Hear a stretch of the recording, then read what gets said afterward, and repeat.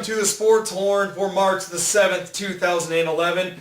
Kind of our first kickoff March Madness Sports Horn as we talk about college basketball. That's going to lead us in today because the regular season is over. Conference tournaments are about to begin. The Missouri Tigers, Chris, closed the season out with a loss at home to Kansas. I would like for Mike Anderson to start competing in this rivalry anytime will do. Yeah, because to be a rivalry, both teams have to win. I mean, we're getting to the point now to where it's like, now don't get me wrong, I realize in football every year we own them, or at least I feel like we do. I realize we've lost a few times. But here's the thing, as much money as Mike Anderson is making now on top of the rumors of the Arkansas and all this, and he's wanting to make Bill Self type money, you have to win these kind of games, especially against your rival, especially against Kansas. And I'm not going to say that the players didn't play a good game, but they didn't play a great game like they had to beat Kansas. And I'd have to say I'm disappointed that we didn't at least get the home win and go undefeated at home. Yeah, we were finished 17-1 at home. A game that Kansas handed us on a silver platter. They came in and they didn't play all that well themselves. 24 turnovers. They turned the ball over, but you know what? Missouri could not hit a shot to save. If the fate of the world depended on somebody hitting a shot in that stretch, it was not going to happen. In the middle of the game, though, there's 3 minutes to go. Missouri's down 15, and CBS, and one of the biggest programming gaffes I've ever seen, cuts away from the game and goes to a different game. How does this happen? Like, how does it, you tell me, if that was the Big East, does that happen? Oh, no. So anyway, a lot of people irate about that. Kansas finishes the regular season Big 12 champions for the 7th straight year. Yep. Missouri drops to 8-8 in conference. Very average year. And you brought it up a minute ago, Chris, about Mike Anderson. I'm going to tell you right now, if another team comes calling, if Arkansas comes calling and Mike Anderson asks the University of Missouri to match their offer or say $3 million, do not do it. No. This guy, our teams have gotten progressively worse since the Elite Eight in 2009. Yep. We were talking about an underachieving team this year that goes 8-8 in conference after starting 14-1.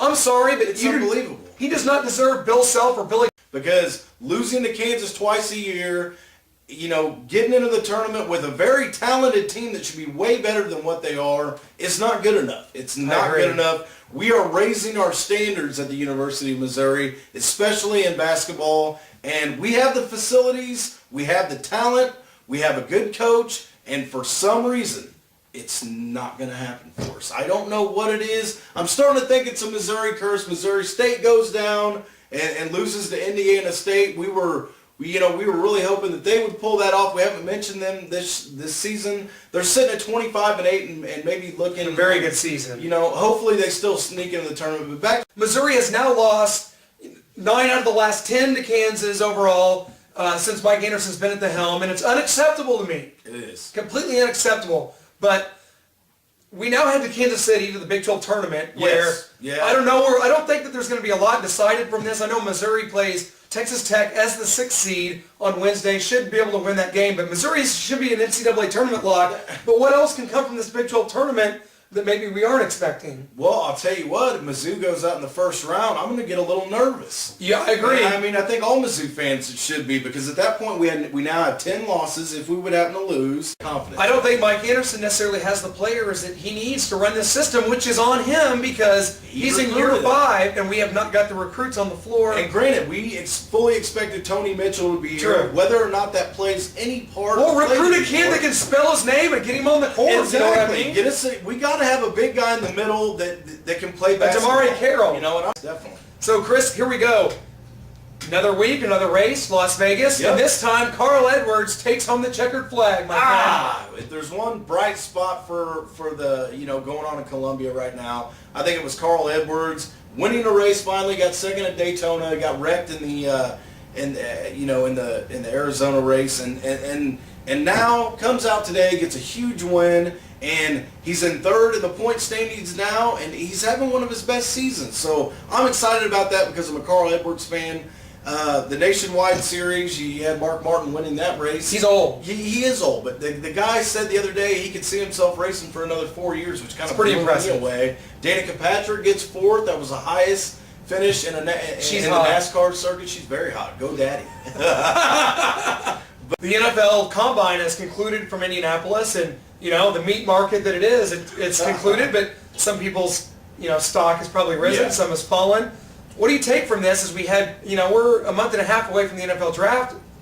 Well, here's what I tell you. I don't think you read too much into how far a guy can jump. Unless you're Cam Newton. Exactly, which I got to be honest, whoever gets that guy, I think he's going to be a special NFL player. I may be one of the few. I don't think he'll be a Jamarcus Russell type bust. But as far as looking at the Chiefs and what maybe they can take out of that, if they're looking for a 3-4 nose tackle to come out of that, I think it's got to be the guy from Alabama. I mean, well, he looked very strong. He's a big athletic guy. I mean, obviously we all saw the guy from Oregon State setting the record in the bench press, 49 reps at 225 pounds. well, that's what I do on the rig. I'd like to say that I can, but folks, I don't know if you've ever even been able to bench 225 pounds, but to do it 49 times is ridiculous. So that was pretty awesome. Well, do you think the Chiefs are looking at these defensive tackles? And I've seen the Oregon State defensive tackle mentioned a lot on early mock drafts.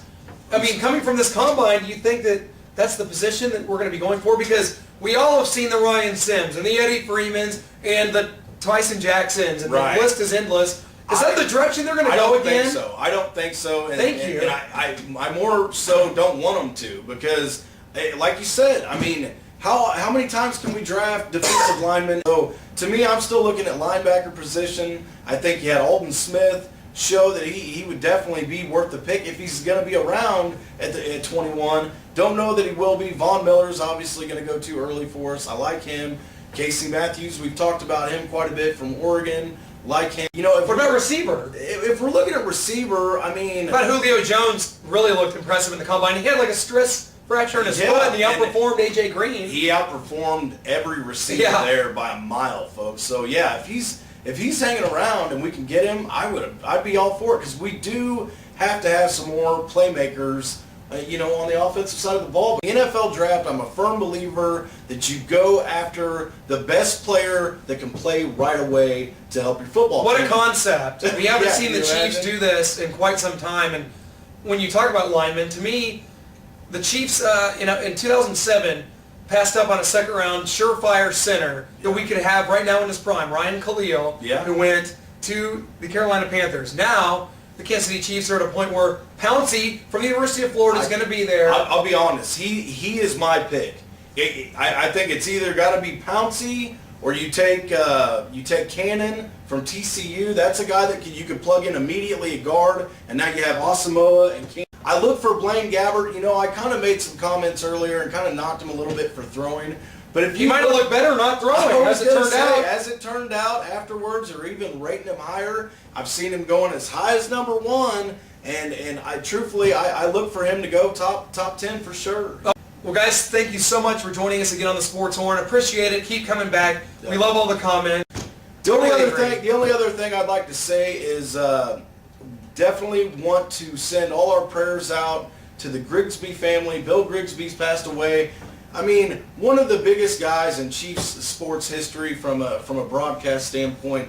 And really just, I mean, when I think of Rice Chopper, a lot of I memories. think of Bill Grigsby, and he's such a positive guy. We're going to miss him, and I think that all Chiefs fans miss that guy. Bill, thanks for everything that you did for us, big guy, because a lot of our childhood memories of, you turn the radio broadcast before the TV, the game would come on TV, and or tailgating. You hear Bill Grigsby's voice, and it's synonymous with the Kansas City Chiefs, and he will be missed, and he's in a great place somewhere. Hopefully that guy gets to see a Super Bowl again at some point from up above. Maybe him and Hank Stram can come. Yeah, concoct something for us. Guys, thanks so much. Thank you. Sports Hornet, Facebook, YouTube, you know where to go.